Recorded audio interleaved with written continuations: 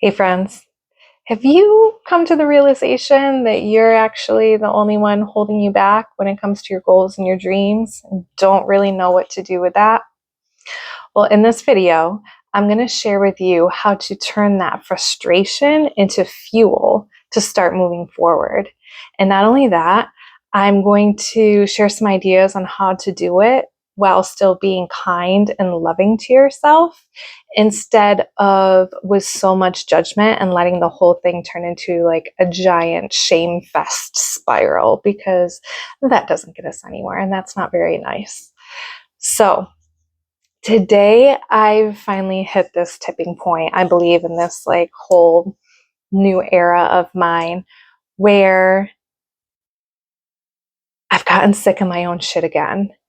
And I really let myself feel it. Like I felt it in my chest, like that, like, ugh, frustration. And just like, why do I do this to myself, right? Why am I holding myself back when I know better? I know what I have to offer. I know that I'm meant for more, all of these things, right? That a lot of times we know what we should be doing for ourselves, how to take better care of ourselves, what we want in life, but there's like this disconnect between knowing better and actually being able to do better. So this is going to kind of bridge that gap a little bit, some action in the middle and getting some of these feelings out of the way. And I've done this once before. I changed my entire life from the inside out, actually, almost 6 years ago now, where I lost 70 pounds. I went from like depressed and like borderline alcoholic to all of a sudden like this inspired person who like learned how to like retrain her brain and how to dig deeper and feel her feelings. And so I very much understand the overwhelming nature of making big changes in your life. And I'm feeling that same energy though that I did 6 years ago, where I just got sick of my own shit. And I'm like, how much longer am I going to do this to myself and hold myself back? And I learned to turn that frustration into fuel. Because once you really allow yourself to feel it, you let yourself feel the disappointment, you start taking responsibility for your choices, right? Choices and consequences. Your actions have gotten you to a certain point in life that you're no longer aligned with. And it's up to you to save yourself, right? No one's coming to save you. As much as we want people to sometimes, right? We just want someone to come and save us, right? Tell me what to do and I'll do it. Like, unfortunately, nobody's going to do that. And the sooner you come to realize that and save yourself, the better off you're going to be. I know it's hard at first, but you've got this. Back to the point. When you get sick of your own shit, that is like a huge turning point for me, that I recognize I'm onto something, where I'm able to like own it. I'm able to use that for something. And it's almost like it helps tip the scales. Imagine any change that you want to make in your life. There's like this scale of discomfort. And the two sides of it are the pain and discomfort of staying the same where you are, where you don't necessarily want to be. And then the other side is the pain and discomfort of change, of the unknown. It's really just the known, comfortable chaos versus the unknown possibility that you want, but you're just afraid of. Parts of you are afraid of anyways, right? And it's like those scales have to tip.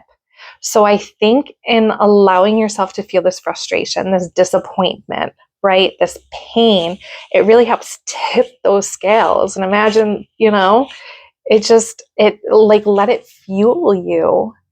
And it's just such a beautiful idea and such a better way of kind of like letting our emotions be messengers. They don't have to mean anything about us, but like let it both teach you, right?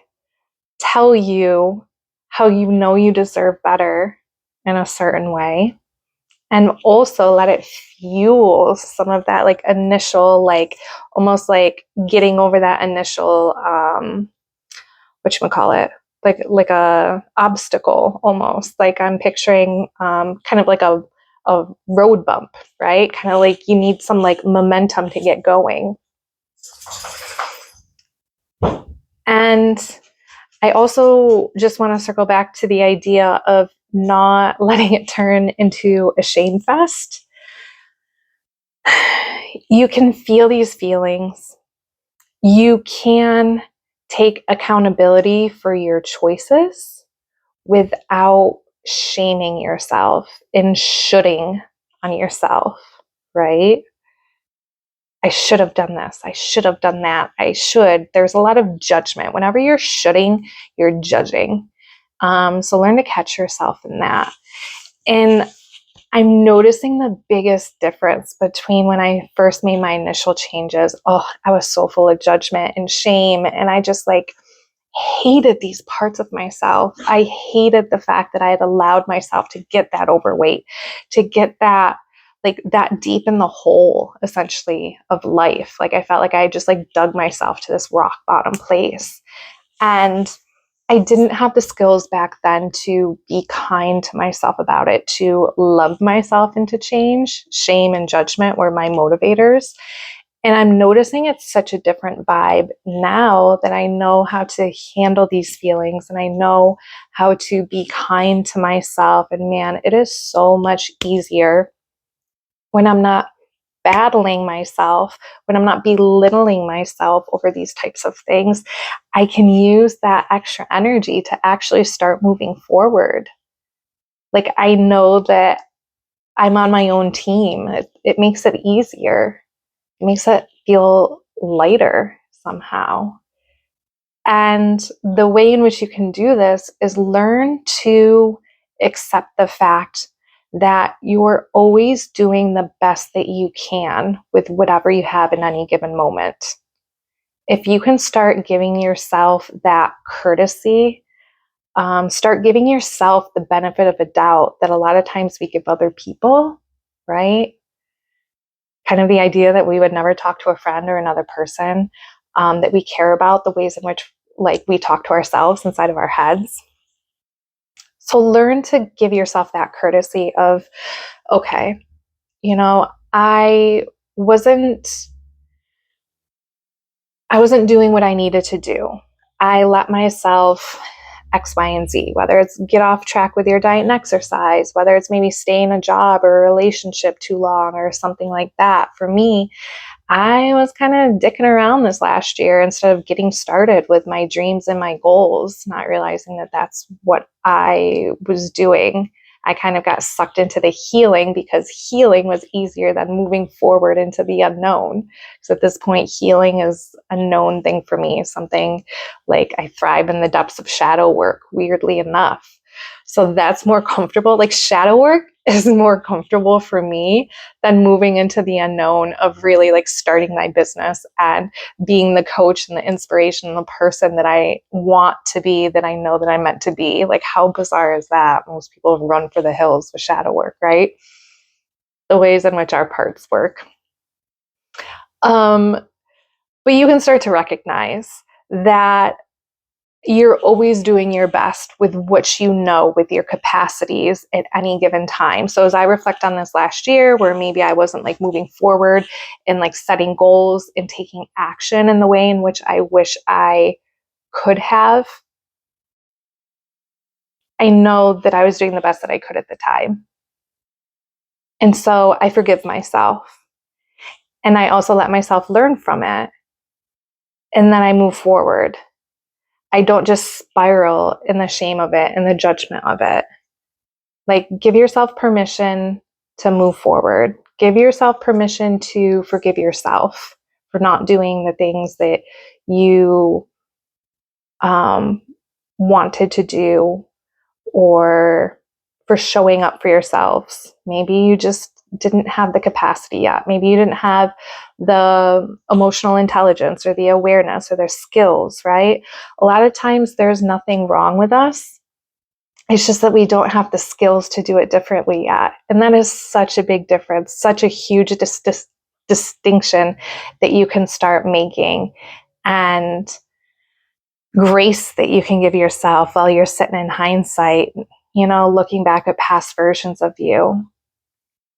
It's not that there was anything wrong with you, why you didn't make better choices or do whatever. You were doing the best that you could with what you had at the time. And now that you know better, you'll do better. So I hope that this gives you some perspectives on how to work with your emotions and also let them teach you moving forward and also let them fuel you moving forward. We don't have to get sucked into them like quicksand. And start being a little bit nicer to yourself, to all of yourselves, right? Your past versions and also your current version. It will make these processes so much easier when you know that, like, you always have yourself. You're always on your own side. I swear it makes such a difference. So I hope this helped give you a little bit of perspective, maybe a little bit of motivation and kick in the pants that you need to get started on something that maybe you've been dicking around about. If we're being honest, with so much light and love. I just want you to be happy. I want you to have the confidence to move forward into whatever your next steps are, into whatever dream life that it is that you want for yourself, because you deserve that. So go give it to yourself, and I'll see you in the next video. Bye.